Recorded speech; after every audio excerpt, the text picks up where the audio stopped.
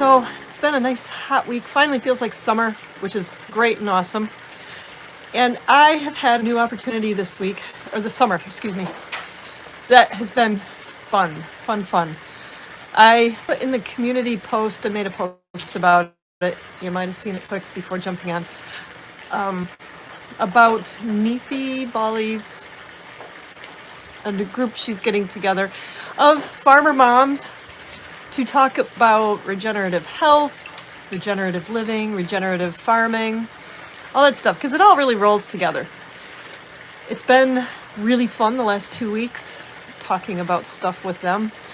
It's a great group, a lot of different ideas, and we bounce things off each other, and it's a lot of fun. This week we talked about mental health and how that impacts and correlates to endocrine health.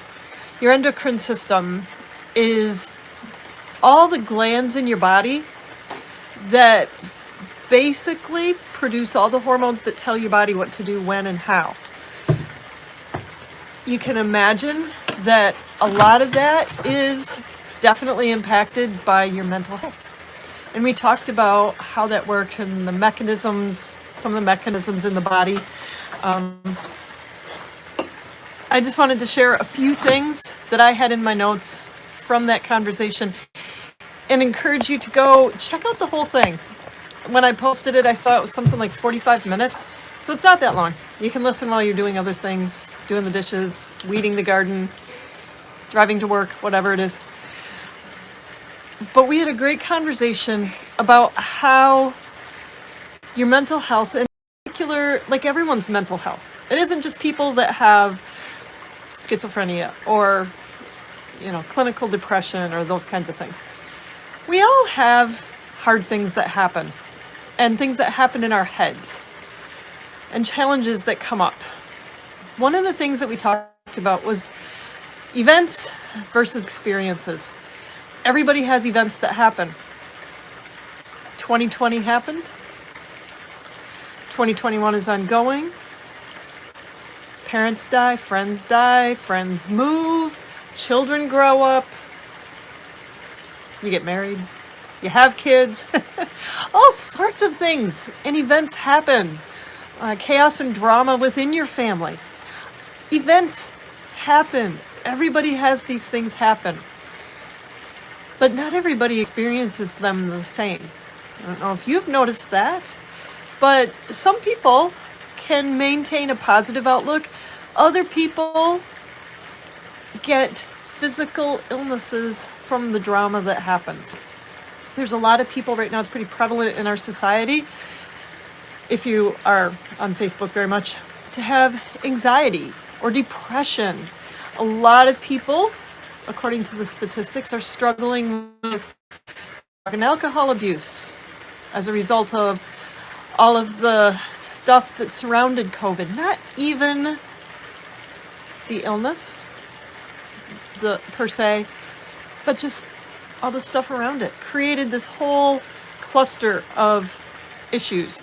And, frankly, anxiety and depression have been on the rise per social media for quite some time anyway, as we live very overwhelmed, out of balance lives in society and culture and all of that. So how do you not experience stress in these situations? You might, and you don't have to let it have a long-term impact on your physiology. When events happen and you're stressed, what happens in your body? Because your mental health isn't just mental. It's your whole being, because you're a whole being. Heart rate goes up. Blood pressure goes up. You breathe at a faster rate, and you breathe more shallow in the upper lobes of your lungs, where you don't get as much oxygenation to your body. Your digestion slows way down, gets very, very sluggish. You might notice hypersensitivity in your senses because they're on fight or flight alert. And these can become chronic things. When it goes on and on and on, it becomes chronic. and it's difficult. So we talked about a number of ways to cope with this and deal with it. Share with you a few of them. So one of them was to find a community. You will be like the people that you spend, 5 people, just 5, that you spend the most time with. And you will be very like the 5 people they spend the most time with. Which means that the people that are influencing your life and how you look out on the world and you interpret events, because events are pretty, we assign values to them based on our experiences and our perspectives and our beliefs. But events just happen. And how you believe about them and interpret them, experience them in your body will be influenced by the 5 people around you and the bigger circle around them. So when you want to change how you're experiencing life, find a community that experiences it the way you want to experience it. Look for people that are already where you want to go.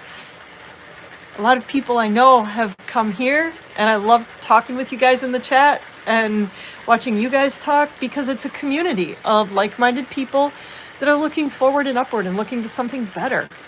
And that's a way better place to be in your head, because where you are in your head affects, as before, your whole body.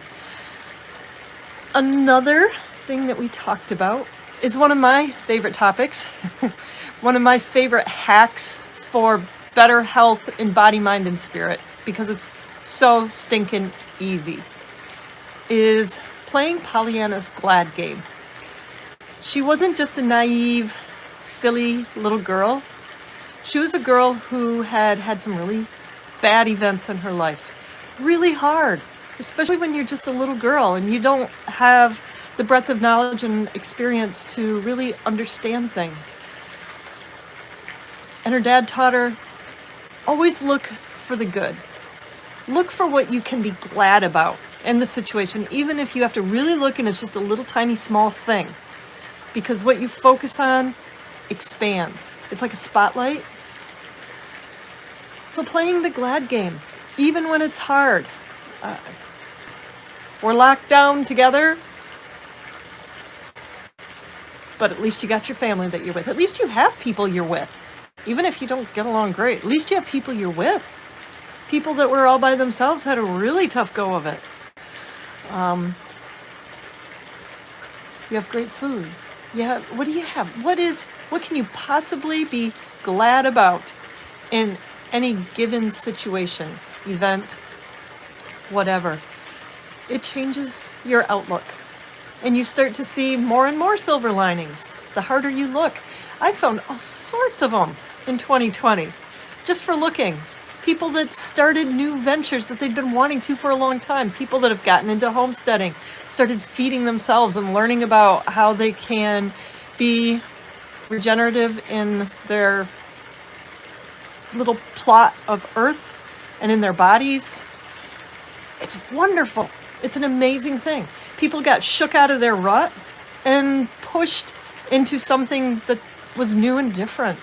And that is a marvelous thing. Opportunity exists, and it sometimes comes shaped or disguised as misfortune. That's from an old writer, or maybe that was Napoleon Hill said that. The sly disguise of opportunity is misfortune. That was 2020. So, looking for what you can be grateful for, what you can appreciate, what you can be glad about. Yeah, the rising tide of new small farms.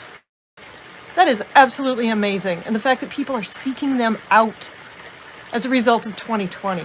Yes, that is a marvelous thing. So there's lots of silver linings, lots of tough things, but a ton of silver linings. And the more you start looking for them, the more you'll find them. And the more that you can be glad and grateful, that brings with it a whole lot of emotions that raise your vibration, that lower your heart rate, lower your breathing rate, help you do more nose breathing, so you get down into the lower lobes of your lungs where you get better oxygenation to your muscles and everything works better. Gratitude, joy, peace, connection, which is love, helps your heart health, helps your gut health, improves your memory, can improve your vision as you relax the muscles around your eyes. Your eyes will work better, you see better. All of these things that are very much in your physiology, in your body, that happen when you change your mental health just by looking for one good thing in any given event or situation. One other thing that we talked about that I'll share with you is your imagination. You have been given an imagination. Some people have a much bigger gift than others, but everybody has memory and imagination. And with those two things, you can, in your mind, transport yourself to other places. They know that athletes that get injuries and mentally practice whatever they have to do, whether it's shooting baskets or kicking a soccer ball or swimming strokes, when they go back, their body is very, very close to the condition it would have been in had they been practicing that whole time, had they been able to do what they needed to do. Because as they imagined it and practiced it in their mind, their muscles, even if not actually physically firing, experienced that practice. It's a very powerful thing. I've done it before when it's February and it's not green like this. There's snow and it's blowing and it's cold and you think, oh, this stinks. If I were on the beach in Jamaica, just start imagining the beach in Jamaica or the Florida Keys. Someplace nice and warm. You can imagine it and just see what happens. What's happening to you right now thinking about being on the beach in Florida when it's snowing and minus 20 where you are, like in Minnesota. You just go to the beach in your head and you can change your physiology. You can increase your body temperature a little bit, relax your muscles, all of these things. And everybody has a memory. You can remember back and just mentally go back to a pleasant time or a peaceful place in your mind. You can imagine being places that are relaxing and take a vacation just in your brain. It may not be the same as actually going there, but it will have an effect with your endocrine system, with how all of those glands are responding, how your hormones are flowing, and what's going on in your body. So, yeah, good energy. You got to check out the Regenerative Mamas videos. And we're going to be doing them every Tuesday at 11 Eastern Time for the next while anyway. See how it goes and how long. But it's good energy. And that's where that community comes in. Community's so important. I'm glad you're here. I'm glad you've joined us and are part of this community. I am so grateful for the people that have come to the farm this summer and been part of the community. I am glad, very glad, that we get to go to Texas in January. Oh yeah. We've met people all over the place, and it's wonderful and marvelous because community is great. And if you're in a community that doesn't support your growth, you're here. You have a community. Find people. People will find you. They will come to you when you start being ready and looking. So that's Wellness Wednesday for today.